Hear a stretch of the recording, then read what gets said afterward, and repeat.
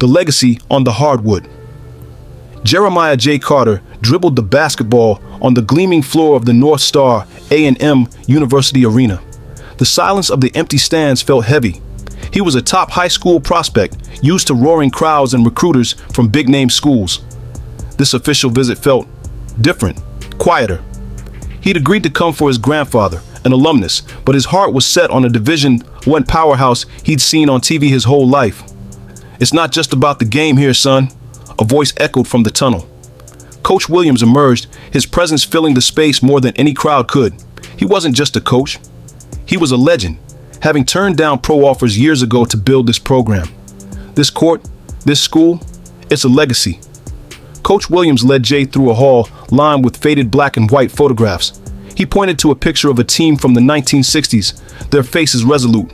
"These men played when they weren't allowed in the major leagues," the coach said, his voice low.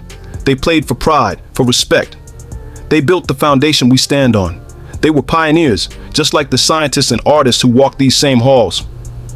Later, they sat in the coach's office, a cozy room filled with books on history and philosophy alongside game tapes. "Basketball can be your ticket, Jay," Coach Williams said, leaning forward. "But a ticket to where?" "Here, we prepare you for the world, not just the league. We have one of the top sports management programs in the country." The next morning, Jay attended a careers in sports panel. The keynote speaker was Dr. Alastair Finch, one of the most powerful agents in the industry and a North Star alum. Dr. Finch spoke not of his high-profile clients, but of how his history professor at North Star taught him to negotiate with the tenacity of the civil rights leaders who came before him. After the panel, Jay was introduced to Maya, the sharp, energetic president of the sports management club. "We're not just learning to count stats," she told him, leading him through a bustling student-run media center. "We're producing the pregame show, writing the articles, managing the social media. We get real-world experience from day one."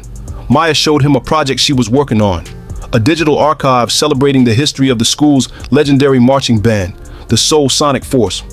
"Our culture is our strength," she explained. "The band, the homecoming, the rivalries, it's all part of the business. It's a brand built on 100 years of soul. You can't find this anywhere else." That evening was the annual Midnight Madness event to kick off the basketball season. The arena, once silent, was now electric. The Soul Sonic Force marched in, their drums a thunderous heartbeat that shook the floor.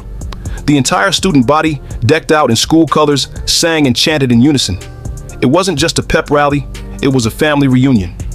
He saw Coach Williams on the sideline, not just coaching, but laughing with alumni.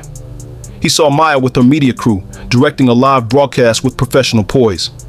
He saw Dr. Finch in the stands, not as a VIP, but as a proud member of the family, cheering as loudly as any student. This was the network his grandfather talked about, a bond forged in a shared history and a collective drive to succeed. Standing there, amidst the sound and the spirit, Jay finally understood. He could go to a big-name school and be a star, or he could come here to North Star A&M and be part of a legacy.